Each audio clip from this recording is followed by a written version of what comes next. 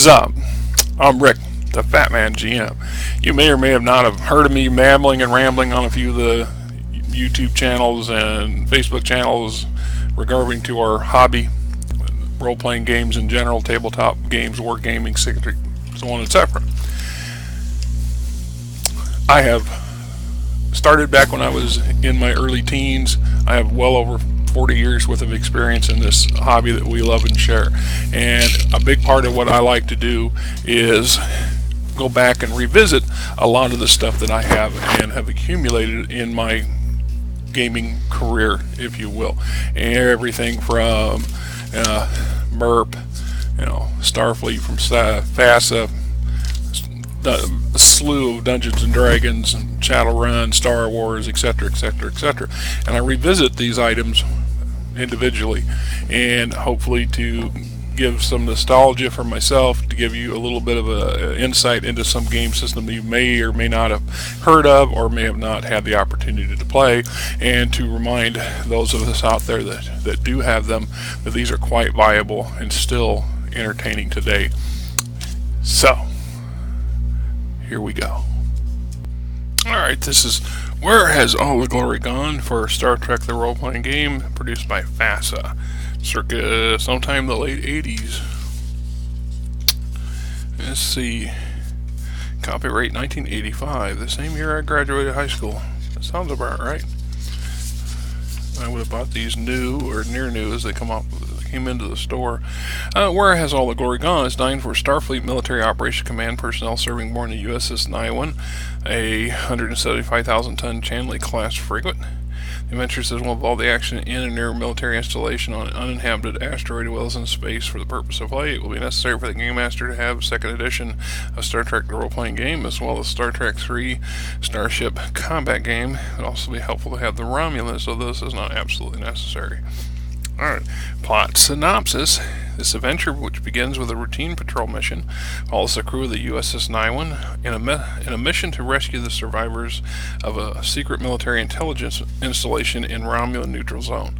The life support systems of the installation, based on an otherwise uninhabited asteroid, have suddenly and irreparably failed, leaving the staff to survive as long as possible in environmental suits. In a matter of only a few hours, the base sends out a universal distress call. The installation in distress, however, is Romulan. On patrol, the USS Niwen eventually receives the distress signal. Commodore Pollard, the ship's commanding officer, believes the base is in distress to be manned by Starfleet intelligence personnel abiding by the Federation laws to respond to the distress call. He orders the Niwen to violate the Romulan Neutral zone for a brief period with the intention of rescuing the base's survivors and quickly returning to Federation space. To do so in time, rescuing the parties in distress, however, will cause the Niwen's engines to be severely strained. If the Niwen identifies itself and its intentions to rescue those stranded on the asteroid, the Romulans will begin destroying the base prior to the Federation ship's arrival. Once the Niwen reaches the asteroid, the crew will learn that the base is actually Romulan. After discussing Federation policy and motives of the ship's crew, the rescue party will be dispatched to aid the retrieval of survivors, etc., etc. So, contents of this book: on patrol, and the USS Niwen NCC 2306 is a Chandley Class frigate, which is currently on routine patrol duty along the Romulan Neutral zone. The entire crew of the Niwen is aware of the vessel's current mission for this portion of the patrol. The ship's operational orders are as follows: blah blah blah. Patrol the route, monitor Romulans, monitor any astrophysical phenomenon, to deviate from the routine patrol to assist any vessel or installation of Federation or known friendly power requiring assistance. Highlights of the Niwen, manufactured by Chandley Works Limited of England and constructed at the San Francisco Naval Shipyards, both at Terra. She was commissioned 4 years ago. Niwen was an admiral commanding the 6th Terran Battle Fleet, the old United Nations Spacefaring Force, when the first contact was made between Terra and Teller. See, that's a little different history from what it is now accepted as canon. Sealed orders. Commodore Pollard is to be privately informed by the Game Master that there are sealed orders in his cabin that contain additional instructions. These orders may be revealed only to Commander Rodriguez and the Lieutenant Commander obey JULIS at the option of the commanding officer. No other crew member is to even know that there are additional orders. Sealed orders read as follows. And they explain about that there is a Starfleet intelligence listing intelligence gathering station within the Romulan Neutral Zone, and to be unaware that if something goes south or that something is needed there to respond. Systems breakdown. Unknown to Commander Pollard or Admiral Summers, Romulans also possess an intelligence outpost within the Romulan Neutral Zone. This base, like many similar Romulan bases, is a completely self-sufficient life support system, including artificial gravity, etc., etc., etc. Their air purification system utilizes a reddish-brown metallic ore that the Romulans calls blah blah blah. The best translation is air from the rocks of blood. It is also known to the Federation scientists as tuverine. Its ore is highly unstable radioactive isotope of a topoline. It's gradually deteriorates with time or extended use, though it maintains its effectiveness as a catalyst until it abruptly reaches the state of final decay. Major disadvantage, and the reason the Federation does not use it for their own life support systems, is that it is impossible to determine the exact state of potency remaining until it does reach final decay. Yeah, nothing like having it is hot and muggy as all get out outside, so we are actually getting condensation in our heat vents, or air intake vents for our air conditioning. And a little earlier I had a brownout as the lights flickered enough to shut everything off, and I don't know if it's got to do with the neighborhood, because we have a 100-degree heat index out there today, the hottest this year so far, and that more people are kicking their AC on than usual, or if my new house here has a limit to what it can handle electrically speaking. And it might be something I'll have to address, because I have a limited insurance for this sort of thing for a year, new homeowners insurance or whatever they call it. So if it becomes a problem, they may have to address it. We'll have to figure that out. Systems breakdown, radio traffic, various messages that can come in, quite a few of them.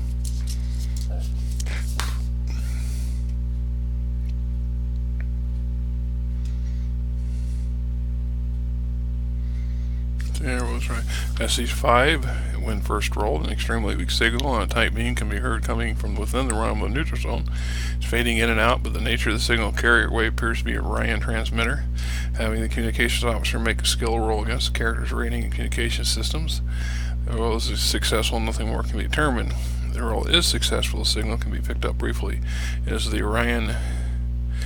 Orion and coming from a vessel or other moving object. The vessel, when translated by the ship's computer, anyone with skill rating at 10 or more in the language, Ryan reads as follows. We are on our way now. Destination Darren to pick up a load of blank. The new working perfectly, not expected to blank, but will report on the next rendezvous blank. As the transmission on a tight directed beam, the Niwen was able to receive the message. Is apparently being directed towards a receiver in Federation space. There's no planet in the estimated path of transmission, so the transmission must be directed toward a ship. Blah blah. There's insufficient cost to enter the neutral zone, as according to the notes. Here comes the call for help, which justifies entering the neutral zone. Star Laws on Rescue, Starfleet Regulation 998. Under the authority of Chapter 8, Article 54, Paragraph 3, the United Federation plans Article Federation Starfleet Regulation 998, dealing with the responsibility of Starfleet personnel to respond to distress signals, reads as follows. Blah, blah, blah, blah. Getting there. Once Commodore Pollard made a decision to initiate a rescue, need to contact Starfleet Command to inform them of the Niwen's change in status. Communication officer will know that it will take longer than 7 days before the Niwen receives any response to their transmission from the nearest starbase. Possible stress damage for pushing the engines, reducing stress, measuring distance and speed, and monitoring radio transmissions, repairing damage of stress, arriving in the system where the asteroid's at. Ulterior motives. Now the crew knows that they are in the process of rescuing a base filled with Romulans. They should react accordingly. The entire group should realize the enormous value of rescuing and capturing a large number of Romulans for Starfleet Intelligence Command, plus the seizure of records, documents, and other valuable sources of information undoubtedly scattered throughout the installation. Still, such player characters will have personal feelings toward Romulans that may not coincide with Starfleet Command's concept of the ideal course of action. Following information and their personal feelings should be presented by each department head to the group and act accordingly. Well, not everybody likes the Romulans, right? Plan destruction from the Romulan side of things. Obviously, traditionally, Romulans commit suicide and destroy everything or go on a destructive bent to prevent any useful information that could be useful to an enemy acquiring it and bringing it in. Sub-Commander Slav is command of the Romulan Intrusion Detection Installation B, news bases in trouble. Do the stress. He then ordered a transmission of stress signal with a slim hope of attracting any Romulan task force in the area so the rescue might be made before the suits cease to function. At 0000 hours, day 1, the message went out. A little over 3 hours later, the USS Niwen picked it up. Rescue and retrieval. Confrontation. What throws everybody off is that when the Federation party encounters the Romulans, instead of Romulans going on the offensive, they quietly surrender, which should really truly bring some kind of notice to everybody that something's not quite kosher going on here. And that's exactly it. The Romulans have got a plan, or at least the sub-commander does. I'll put that there because, like I said, there's the slow drip coming out of that vent over the table. Like that humidity out there. Thankfully, I'm not working out there today. I worked out there yesterday, and it was rough. I got to work in it tomorrow. It's rough.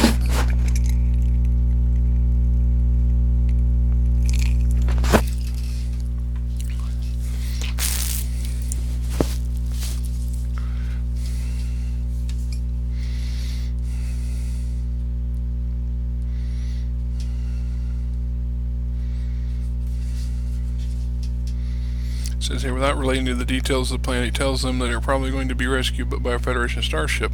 At this point, Salaf will permit his subordinates a few minutes to make up their minds. Despite Salaf's most passionate plea for assistance, the Romulans provide a sense of duty so strict that more than half of their staff would commit suicide rather than prolong life for another moment and risk being rescued and captured by their enemies. Describing the next part of his plan, Slav tells those who have elected to stay on rather than commit suicide that they must ransack the entire base, destroying all personal effects, records, the computers, and its files, communications equipment, anything else that can be destroyed in the time remaining. The room not to be systematically damaged in the destructive frenzy is the life support room.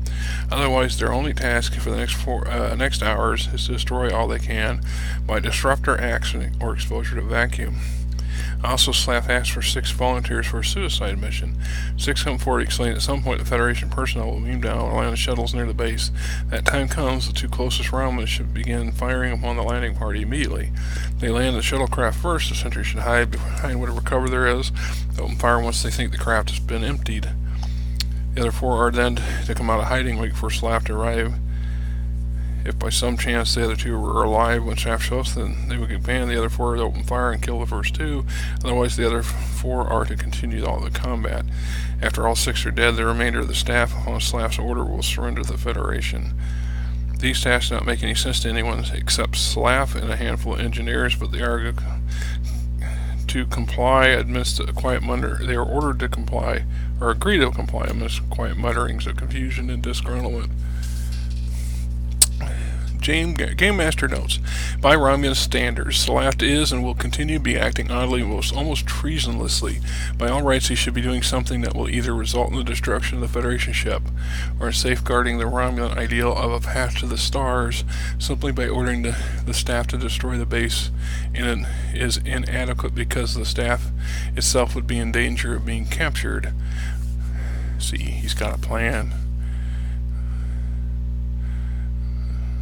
So I think basically what he's trying to do is he wants to delay the rescue at all possible, so that the Federation ship is stuck. Even if it starts to leave, it's close enough to the asteroid, so when the asteroid finally self-destructs, it takes the Federation ship with it.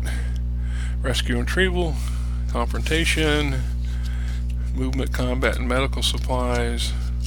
Basically some basic rules on positioning and what to do from the Romulan's perspective in Federation using 0G and in 0G suits. Strange behavior, or the Niwen, the Romulan surrender, no more sensors, booby trap, finding the booby trap, then deactivating device. Slaff's testimony is rights of statement. Other Romulan statements. Discovering that the Romulans forgot they had prisoners or had malcontents inside their brig who died when the life support went down. The race with time in the Romulan Neutral Zone. Day 1, Day 2, Day 3. So this asteroid goes off, and the ship's close enough to do enough damage that it can't warp out. So they're stuck in the neutral zone, and they're trying to get their ship repaired and everything functioning, plus dealing with these Romulans that are on board. Day 6, Day 8, Day 9.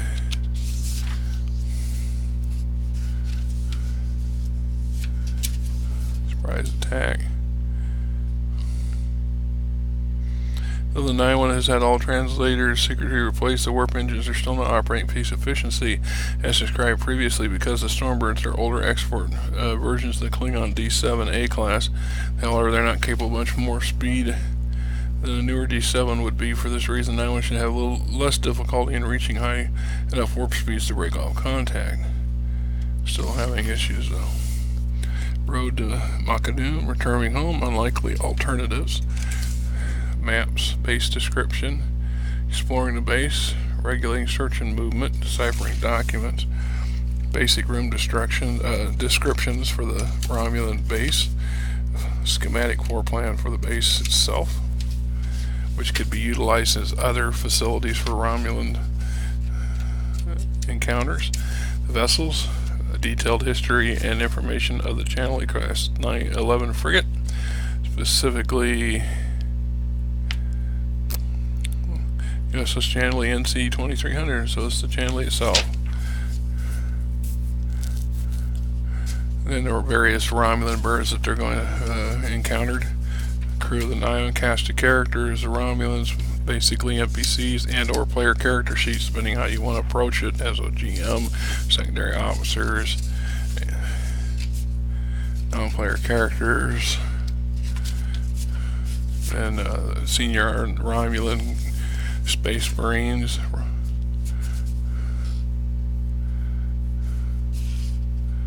quick brain NPC generation tables, non-commissioned specialists, the Niwen contingent, setting the tone, the timeline, player character selection, player playing Romulans, Romulan weapons, skill acquisition, campaigns out, additional campaign information or making a campaign out of it, and adventure outcomes. There you have it. Where has all the glory gone? Yeah.